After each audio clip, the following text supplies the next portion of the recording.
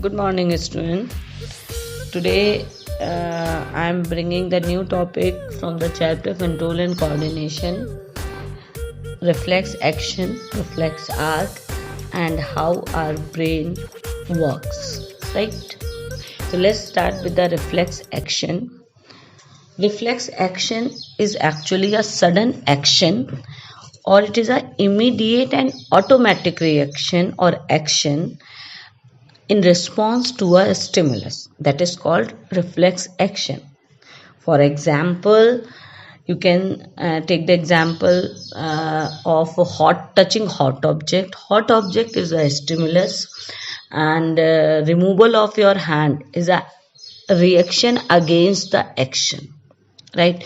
What was the action? Touching of the hot object, that was your action. Hot object was the stimulus, and removal of your hand was the reaction.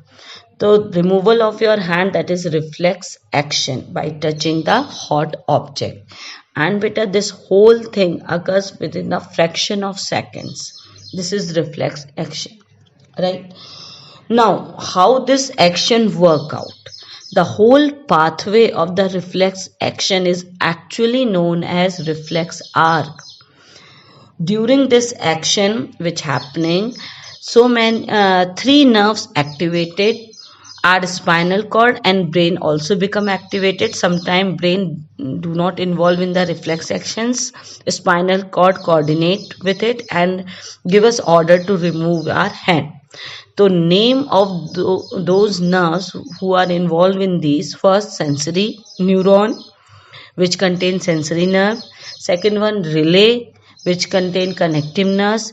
And third one is motor neuron, which contain motor nerves. Right? These three nerves involved in the reflex action as well as in the reflex arc. What do you mean by the reflex arc? Reflex arc is actually pathway followed by the sensory neuron in carrying impulses from where? From receptor to the spinal cord, right? And motor neuron in carrying order from spinal cord to the effector organ. Understand? Means to say, a simple flowchart you can see in the diagram. What happened? First thing, receptor organ receive the stimulus. Second thing, sensory neuron conduct sensory impulses from receptor to spinal cord. Third, spinal cord changes sensory impulses to motor impulses, and motor neuron conducts impulse to effector organ. And effector organ, it gives muscles movement or gland secretion so that we can remove our hand. Right? So these two are the most important topic with the diagram. What are reflex action and reflex arc? Let's move to the very important part of our nervous system, that is central nervous system. Central nervous system contain two important organs. One is brain and second one is spinal cord. First, little bit about spinal cord, because it's not so much in a deep way in your syllabus. So I am just giving you the outline and the diagram of the spinal cord. What is a spinal cord? It is a long cord. Cord means thread-like structure which lies in the backbone, extend from brain to the back side of the body. Right? It is protected by three layers, which is called meninges. Right? And converted and covered by the vertebral columns.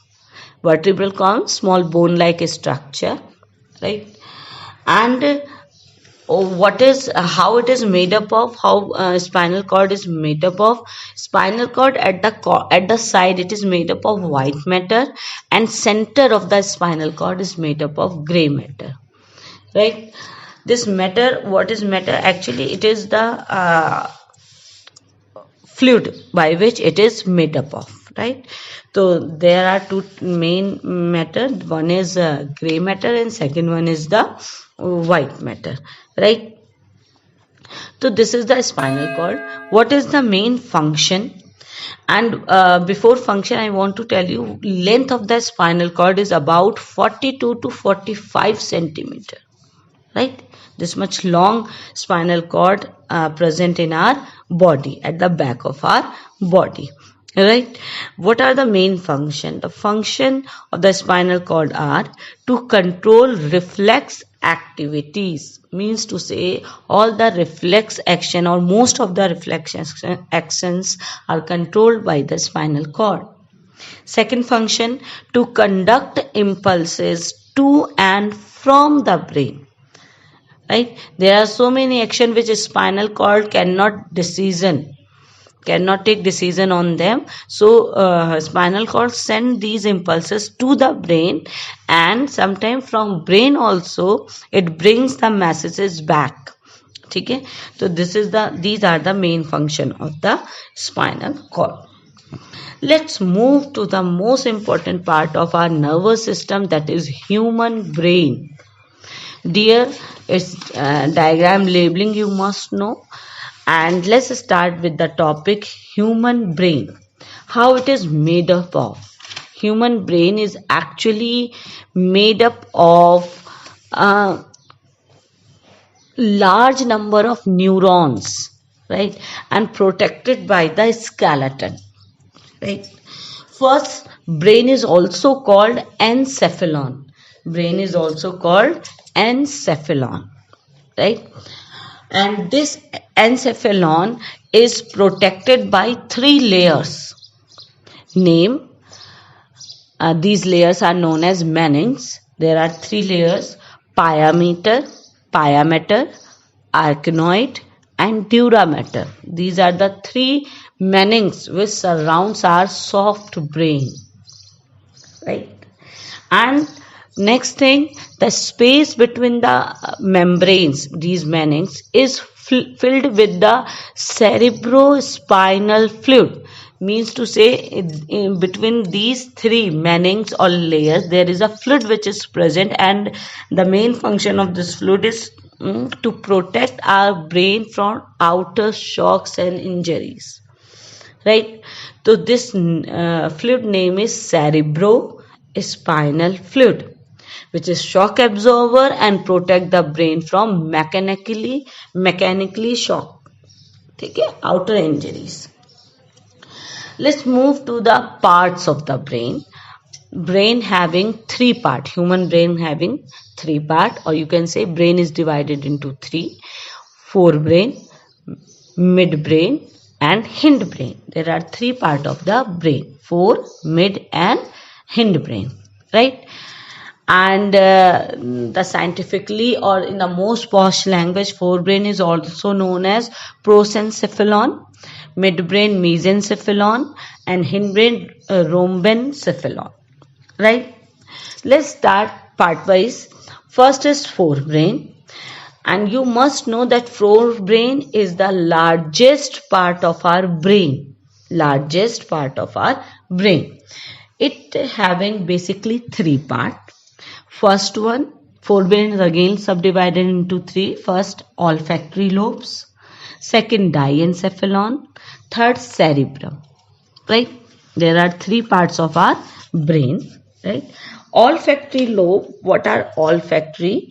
These are the pair of small bodies which are covered by cerebrum, connected to the nose. Olfactory means connected to our nose, right? Through the nerves for the sensation of the smell.